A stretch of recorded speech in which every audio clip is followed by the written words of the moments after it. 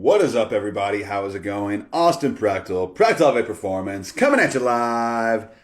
Happy freaking Thursday. It's check-in day. It's a good damn day for me and my clients. I'm excited to, just honestly go over their progress and see how much they're killing it this week.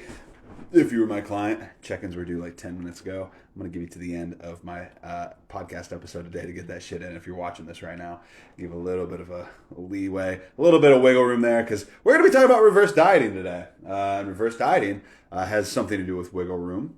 Your wiggle room for weight loss is something that I like to kind of call it. And so that's what we're going to be talking about today. If you've ever wondered how to do a reverse diet, listen the fuck up, because that's what we're going to be talking about today. I'm going to be talking about how to reverse diet and why you might want to reverse diet in the first place. Basically, just kind of like the benefits of reverse dieting, the potential, results you could get from reverse dieting, if it is in your best interest to do it, because it's not for everybody, depending on where you're at in your goals right now or how adherent you've been to your own plan. But yeah, we're going to kind of break it down and talk about why you might need it and why you might want to do it on your own. And I will say, doing a reverse diet on your own is tough. It is tough, and it is a pain in the ass. And it is something that you have to be very diligent about if you want to do it on your own. My advice, honestly, and this is not me saying this because I am a coach. I don't care who the fuck you work with, or if you want to work with anybody, but it is a tough thing to do and a tough thing to keep track of and measure. And so if you have somebody who can help you do that, it's going to be a much easier process at the end of the day to do. So just throwing it out there. If you try it on your own and you mess it up, you always have another opportunity to try again in the future. But it is something that it requires a lot of precision, and we'll talk about why in just a bit. What's up, Brianna? How's it going? Happy freaking check-in day indeed. I appreciate you. I'm excited to go over your check-in. Let's freaking go. Okay, so we're going to get this episode kicked off here on reverse dieting in 3, 2, 1. What is up, everybody? Welcome back to the Fit Parent Project. Hope you're having a great day, no matter when or where you are listening to this episode. Today, this is going to be a very kind of a long time coming episode. I say long time coming because I feel like I've been talking about doing an episode on reverse dieting for quite some time now, even though, in the grand scheme of things, especially when it comes to my podcast, I've only been doing this since the end of May, and we're now coming up on the end of July, which is pretty sweet. So, only 2 months have I been doing this, but this is I think this is technically episode 49, which is pretty fucking cool to think that I am one away from hitting 50 episodes in a podcast that I only started about 60 days ago, which is pretty damn cool. So I figured, why not go ahead and talk about reverse dieting and why you may want to do it, how to actually do it in general, and the potential benefits of doing a reverse diet. This is something that every motherfucking person, no matter who you are, if you are on a fitness journey, if you do any sort of calorie tracking, if you do any sort of weight loss or body recomp or whatever it may be, you will want to know how to do this, because it is just one more tool in your arsenal for having a successful fitness journey or weight loss journey, because this is definitely one of the more complex kind of tools that you can use, because it's something that needs to be maintained for quite some time. It's something that needs to be adjusted over time, and so. Yeah, so we're going to talk about it. So let's just talk about it. Let's just jump into it, because I think that this is something that's important for a lot of people. And so what we're going to talk about from the get-go is why you might need one in the first place, right? Let's talk about why you might need one in the first place, and then we'll kind of talk about how to actually run one for yourself. And then we're going to talk about the potential pros, cons, when you need to stop one or when you should just keep it going. We're going to talk about that. So. So why do you need one in the first place, right? Why do you need to run a reverse diet in the first place? Well, one reason, there's a couple of reasons actually. So the general scenario that most people are in, where they might want to consider running a reverse diet, is if you've been dieting for a really long time. if you've been dieting for a really long time and you have basically taken your wiggle room for weight loss and you've squashed it, right? Either whether that's from chronically dieting and going the burnout route with doing a stupid amount of cardio and not eating hardly anything and being like, like sub 1,200 calories a day, like that kind of crazy shit where you're going the burnout route, you're probably going to be in need of a reverse diet because your wiggle room for weight loss is like squashed. You're like everything's probably a little bit out of whack with you in that scenario, and so you may want to do. You probably definitely want to do a reverse diet of some sorts for yourself. So that's usually like scenario one. Scenario two may be that you haven't done the burnout route, but you've been concisely and precisely following a nutrition plan where you've been in a caloric deficit that's kind of like steeped here and there over and over again. Like you're just kind of like, over time, slowly, reducing your calories, lose all the weight that you can at that point, drop your calories, lose all the point at that weight, all the way at that point that you can, drop your calories. And now you're kind of at the bottom of your calories where you're like, this kind of like it sucked before, but it really fucking sucks now. There's not how many calories. I'm hungry all the time. I'm starting to feel the fatigue of being at a low caloric intake. My workouts are starting to suffer. And you're at a point where you're like, okay, I've kind of lost all the weight I can at this point, and I'm ready to stop. I'm ready to end the suffering a little bit, basically. And so reverse diet can be an excellent way to, reduce diet fatigue and also get your metabolism back to a place where we want it to be. Because wiggle room for weight loss, when I say that, is, and I've talked about this on some previous episodes, is that you have an amount of calories that you can eat and you maintain your weight, right? And that's your maintenance calories. And if you go below that, you're in a deficit, right? And the point between your maintenance calories, wherever those are right now, and the pretty much like bottom of the barrel where you're like starving and you're getting malnourished and you feel like shit all the time, that's kind of like the window that we're looking at right here, right? That's this wiggle room for potential weight loss that can happen. Once you get to, go from your maintenance to bottom of the barrel, you've kind of like, squashed your wiggle room for weight loss. You've run out of calories before it becomes dangerous and fucking miserable, where you're going to end up quitting and falling off the wagon for the long-term kind of deal. And so what we want to do is, build that wiggle room back up, right? We want to build that wiggle room back up. And I'm doing a lot of like hand gestures and things like that while I'm talking right now. And I recognize that those of you that are listening to this on the podcast can't see that necessarily, but imagine it in your beautiful minds. And so that's essentially how, what happens over time is that, you get to that point where you don't have any, calories left where you're willing to like go any further or do any more cardio to supplement that. And you're like, okay, I need to, basically, people say this, and I think I don't like the phrase, but they say like heal your metabolism, right? A lot of people will say heal your metabolism, and I don't really believe that. I think more or less just get things back to where they need to be, right? And so, because no matter what, whenever you are, reducing your calories and being in a deficit for that long of a period of time, your metabolism slows down. Your metabolism does slow down because it's adjusting for, starvation mode's not a thing. Starvation mode's not a thing, but it's anticipating that you're, slowly losing. You don't have as much food available, right? And so your body accounts for that. It takes those things into account. It's just like, okay, well, let's start to reduce our, our metabolism, right? Your digestion also adjusts, and it just tries to like get every single, like it tries to use as much of the calories that you're taking in as possible. It's really taking advantage of the food, and you're in like a state of just like, honestly, like any diet, truthfully, is like a weird way to think about it is just controlled starvation, right? You're just slowly starving yourself and losing more weight. And for some people, it's a good thing because if you're way above in terms of where your body weight is at a healthy place, then it's a necessary like starvation or evil, I guess, in a sense. And so that's one way to kind of look at it. But where I was getting at with this is that these are the reasons why you may end up wanting to do a reverse diet, right? You may want to do this, and just kind of going through, how that wiggle room for weight loss kind of, what that means and why you might want to do this. And the main reason is because metabolic adaptation, right? Metabolic adaptation, if you guys don't know what that is basically where, like, kind of what I talked about, where your body just kind of like slowly adapts to your current caloric intake.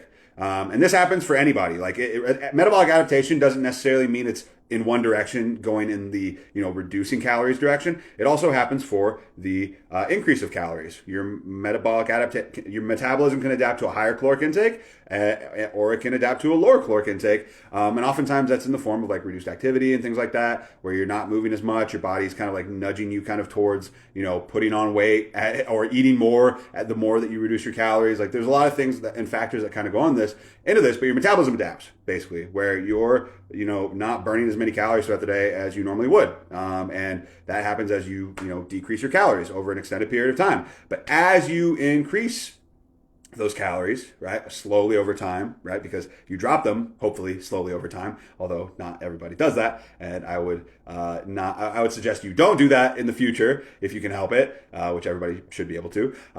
Increasing your calories in the other direction also causes your metabolism to adapt. And so that's the name of the game that we're kind of playing with. That's what a reverse diet essentially is that you're slowly increasing your metabolism through the increase of calories slowly over time. And how many calories are we talking about here? So like so before I jump into that though, right? I just gave some reasons why you might want to do a reverse diet, right?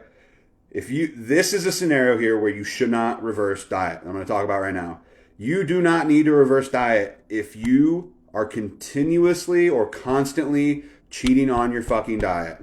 If you're constantly cheating on your diet and you're not at the caloric deficit that you were supposedly at, you should not reverse diet. Like you shouldn't, because you don't probably need it. You probably don't need it. If you are at an extreme low caloric intake and you're like starving yourself all the time and that's why you're overeating, then that might be a reason why you may want to reverse diet, but you still need to figure out how many calories you're consuming on a daily basis before you can effectively reverse diet. We'll talk about why that is in a second. But for most people, if you're consuming, if you're eating over 2,000 calories a day, and you're like cheating on your diet all the time or your nutrition plan, you're constantly just like, going over all the time, you don't need a caloric, you don't need a reverse diet. Like you're doing fine in terms of, your caloric intake, honestly, probably doing a little bit too fine. And that's, probably why you're not seeing progress. So you honestly, you need to take it with a grain of salt and just have an honest conversation with yourself of, am I actually being diligent and disciplined in my nutrition,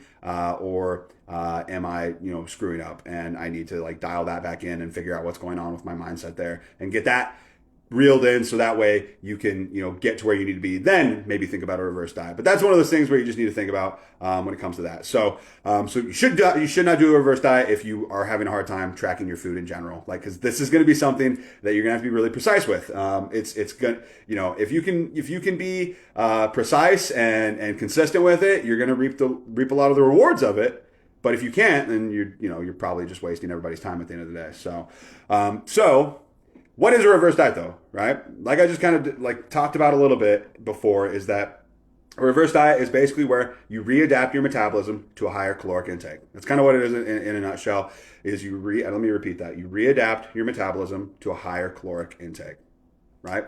And how you do that in general is you take you basically have to figure out first and foremost where your current calories are. I would suggest tracking your food for at least a week or two. Figure out how many calories you're consuming, or if you know, because you're on a plan, or you've been keeping track of this and you have been diligent with your tracking, you know where your calories are at, right? You know where they're at. Awesome, sweet. That's the first place that we need to. That's the first step, is you need to know where your calories are, because if you don't know where they're at, you won't know how much you need to actually increase them. Because a reverse diet is super fucking like you have to be diligent with it. You cannot have like. If you mess up on it like once, maybe twice or something like that, like, you might get away with it, but you do not want to fuck up or fuck around whenever you're on a reverse diet, because you could just waste a bunch of time if you do. And so a reverse diet basically is on a weekly basis. This is kind of a good way to go about it, is that on a weekly basis, you increase incrementally your calories by anywhere from 50 to 100. In some rare cases, you can maybe even do 150 calorie increase per day for a week, right? So if, let's just say in this example, you're at like 1,500 calories, right? That's where your baseline is from where you're starting your reverse diet. You would increase your calories to either 1,550 for the first week, right? 1,550 for the first week, or maybe 1,600 for the first week. And then after that, you assess, you see it, like you step on the scale and you like weigh yourself and you're like, okay, cool. Like I didn't I didn't gain any weight, or maybe you even lost a little bit of weight, or maybe you gained only a tiny bit of weight, right? And you're like, sweet, okay, we're going good, we're going strong. Bump it up another 50 or 100. In general, though, one thing to be careful of is that typically the faster you try to rush the reverse diet by increasing calories more than a lower amount, the more potential fat or body fat that you could gain in the process. During a reverse diet, another warning is that you need to be okay with and be prepared to potentially gain a little bit of weight. You're going to be gaining a little bit of weight in the short term so that you can lose a lot more weight in the long term, right? That's one way that you need to really frame it in your mind before starting a reverse diet is your psyche fucking prepared to lose, or not to lose, to gain a little bit of weight? Is your psyche prepared to gain a little bit of weight? You have to be okay with that if you want to do a reverse diet. Is it fucking worth it? Yes, it's absolutely fucking worth it in the long term, because you're going to lose a lot more weight, because you're going to prevent a lot of diet fatigue. You're going to build your metabolism back up a lot more, and you're going to have a better time in the long run. But you have to be okay with that. Okay, you have to have the mental the mentality that I might gain a little bit of weight, but you got to be okay with that. Some people can't handle it, and then they end up overcorrecting and fucking up on the reverse diet. I've had it happen with clients in the past, and it's just one of those things. Like some people do an excellent job on reverse dieting, and other people, their psyches can't handle it, and they end up thinking like, oh fuck, I'm gaining weight, and then they hit the brakes, and then they start overcorrecting and reducing their calories again, probably without telling me, and then they end up fucking themselves over, and then they're back right where they started, and they wasted a bunch of time trying to reverse diet, and it's just not a fun time. So you got to be careful with that, and so that's one thing that could happen. So that's one thing to think about too. But in general though, so you just incrementally increase your calories by 50 to 100 each week. And assess if you and just kind of and you're just kind of doing kind of like checks and balances a little bit with your body, and like kind of like assessing it every week, just seeing where you're at, how much weight you're gaining. But like a proper reverse diet, and it depends on the person. I have worked with people that have reverse dieted and they've lost weight and also body recomped really well. Right? I've had people who lose weight because their bodies are in like a better place to burn calories to continue to lose weight, right? And it just really does depend on the person, and it's just one thing that you need to be careful of. Some people, a successful reverse diet, depending on where they're at, right? Depending on how much weight, where their weight is at right now, right? And depending on how long they have to reverse diet for, you may gain 5 pounds. Some people might gain and if you're at a really high body weight, so like proportionally, you could very well gain 8 to 10 pounds or something like that. Like it just really depends. But you need to be prepared for that, right? And so now that we kind of explain what a reverse diet is, right, and how to kind of do one, how long should you do it for, right? How long should you do a reverse diet for? A reverse diet should be done for, in general, right? Everybody's different, right? Everybody's different. This is why you got to kind of know your body, and your first one, maybe a trial run, right? Maybe a bit of a trial run. But in general, if you are doing it due to chronic dieting, right? If you've been chronically dieting for and you've been at 1,200 calories and you've been suffering for the last 6 months, you might have to reverse diet for that long for your body to truly adapt and kind of fix itself in a sense, right? It's one of those things, if somebody does, that's why I really tell people not to go the burnout route, because you might fuck yourself over for a long period of time, right? You very well might. And for some people, they may have to gain a shit ton of weight back in order to, kind of fix what's going on with them, right? So that's what I would say. So that's one thing I would say in regards to that. For some people, if you've been in a kind of a steeper caloric deficit, but you've been following a nutrition plan for an extended period of time for a couple of months, right? Or 4 to maybe 8, 12, 16 weeks or whatever it may be.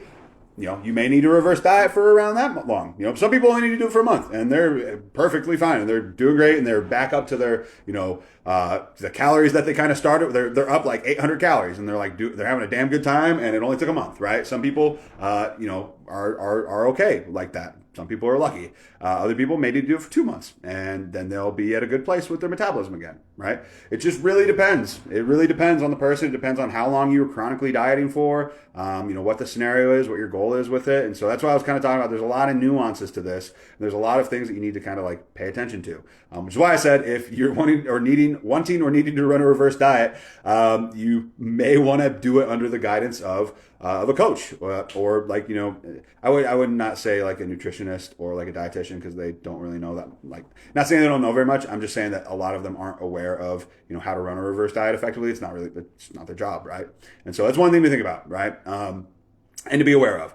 And so that's how you run a reverse diet. That's how long you should potentially run one for. That's the general process of it. The best way to think about it is just you're slowly readapting your metabolism to a higher caloric intake by slowly increasing your calories over time. And in doing so, you're going to be in a much better place metabolically to continue to work towards your goals if it's weight loss. Because you're basically building back up that wiggle room for weight loss that I talked about earlier. And so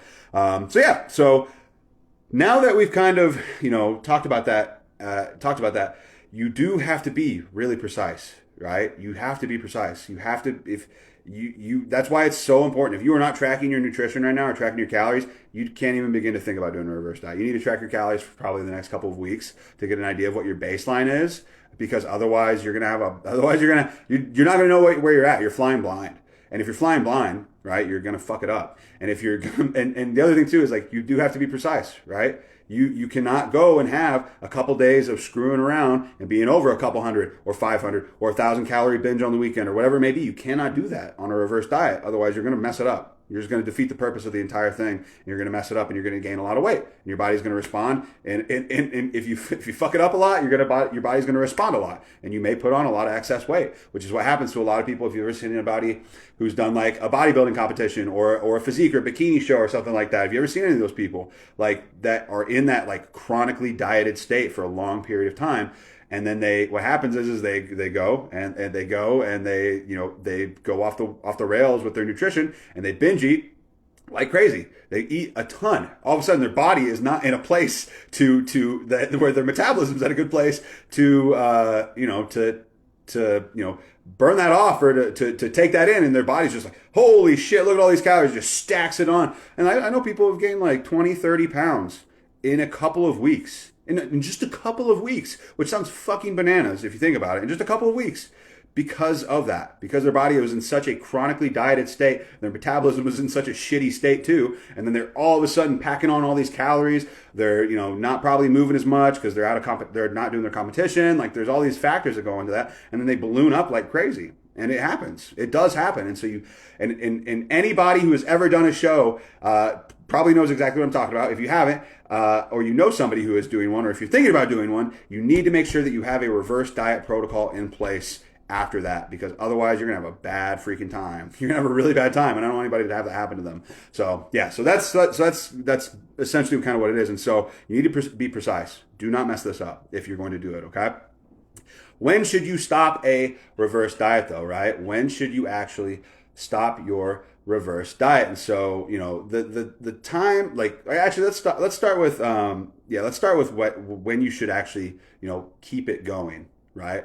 When you should actually keep your reverse diet going, because you might get to a point in your reverse diet where you're just like, oh, like I still feel really good and I'm still hungry. I would like to continue to increase my calories. I would like to have as much, potential food as possible, right? Who wouldn't want more, calories, right? For me anyways, I love food. If I can have more calories in my day to day, like I will pick that, 10 times out of 10, honestly. I just enjoy eating, and I like food, and I want to, if I can eat more, that's a win in my book. So basically, if before anybody, does a reverse diet too, one thing to mention that I kind of forgot to mention is that you need to have an understanding of calories and macros. You need to have an understanding of calories and macros. You need to know how to flexibly diet. You need to know, you need to understand calories and macros at the end of the day. And when I say macros, I mean macronutrients. And so, if you don't know what those are, like, you're not gonna be able to do this probably, just to be transparent. And so, yeah. And so if you want to continue, right, in this scenario where you may want to continue with your reverse diet, like I was saying, you haven't gained that much weight, right? You haven't gained that much fat, right? You haven't gained that much weight during your reverse diet, and you don't mind that you may have gained a little bit, and you're like, hey, I want to keep this like calorie increase party going, like, by all means, keep doing it. Like, there's nothing wrong with that, right? Maybe another scenario here is that you're still really interested in getting more calories in your day to day. You're like, yeah, I'm at like 2,400, but damn, like eating 2,800 a day, that sounds pretty nice to me. And you can go ahead and do that. Like, you can go ahead and keep increasing it if that's fine. Another scenario where you might want to continue with your reverse diet is you've been reverse dieting for less time than you were while you were in a caloric deficit, right?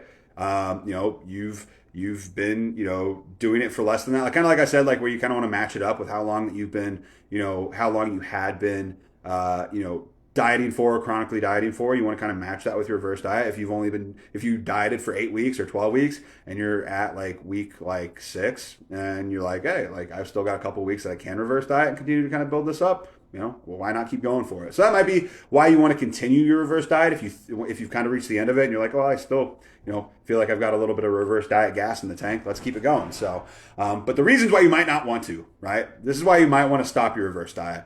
The main one for most people is they've gained too much weight, right? They've gained a lot of fat, or not a lot of body fat, but they gained enough to a point where they're like, I feel like I'm kind of where I've reached that level where I don't want to gain any more weight, and now I'm like, I'm feeling good about myself. I'm feeling good about where my reverse diet is. I've built up enough calories, and I feel content with this. Or you screwed up your reverse diet and you gained a lot of fat really quick, and well, then you're kind of like in a shitty situation, right? So you may want to stop it then too. So the other one though is that you've gotten to the point, the opposite of what I talked about earlier, where you're like, fuck, I don't want to eat any more food. I have so many calories. My appetite is like not really there anymore. I feel full. I feel satiated. I don't need any more food. This is enough. I'm good. Like, I don't please don't give me any more calories, coach. Like that kind of scenario. I rarely hear that, but I do hear that sometimes from people. And I'm like, okay, you're good. That's fine. No big deal. We're good. So that could be another scenario where you want to stop it. And then the other scenario here is that, you've been reverse dieting for longer than you were in a caloric deficit. So like you've gone past the point of, where if you were dieting for 8 weeks and now you've been reverse dieting for 9 or 10 weeks, it's probably time to stop, right? So those are some of the reasons why. And I will say, so after you have finished your reverse diet, like this is why it's important to have goals, right? Have goals and kind of have a game plan in mind of what your overarching like goals are for your journey, right? After you've reverse dieted, it depends on what your goals are. If you want to maintain at your current higher caloric intake, fuck yeah, go for it. If you like it and you just kind of want to focus on body recomping and building muscle at that weight and kind of like, dropping body fat, but not necessarily like weight lost, that's perfectly fine. You can go for that. Another thing, if you're trying to lose weight, well, now it's time to start your, calorie drop over again. So you put yourself back in a caloric deficit and just incrementally over time decrease it again and get back to that lower caloric intake.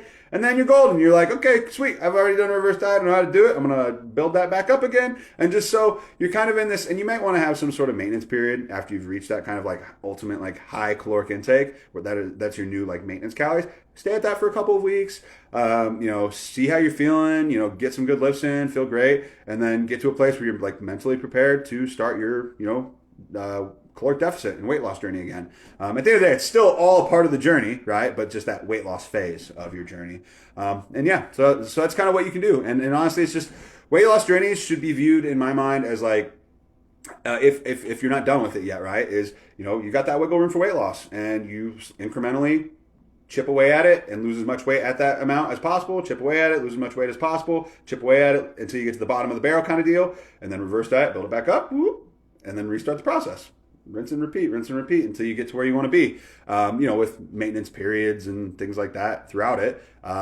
But yeah, at the end of the day, that's how a reverse diet works, and that's how you should be going about it if you want to do one. And if you don't know how to do one, I do them for my client. I actually just started one. I'm starting one of my clients on a reverse diet this week because she's lost over 55 pounds since December, and it's time. So yeah. So that's kind of like at the end of the day, if you have questions or further questions about reverse dieting, feel free to send me a message about it on any of my social medias, and I'll try my best to respond as quickly as possible. If you want help running a reverse diet because you're like in your mind, you're listening to this and you're like, oh shit, like that's me that he's talking about, that's been chronically dieting forever or went the burnout route, or is that a place in my weight loss journey where I'm tired of being at this caloric deficit but I don't know how to like run a reverse diet effectively now that I know what it is and how it can help me, send me a message. I that's part of what I do as a coach. So yeah.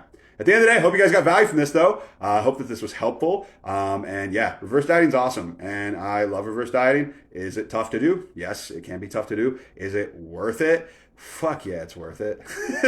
On that note, I'm going to let y'all go. And I hope you have a good rest of your day. Woo! Reverse dieting, dunzo. Have any fucking questions about reverse dieting? Let me know in the comments of the video. It's check-in day. I got to go get to my client check-ins. And take care of those. But I hope you guys had a damn good, hope you have a damn good day. Hope you guys got lots of value from this. I see several comments here on TikTok. No one has explained it to me this way. Good. Well, I hope it was helpful. Thanks. Thank you. Somebody said roll tide. That's a football thing, I think, right? Don't get mad at me.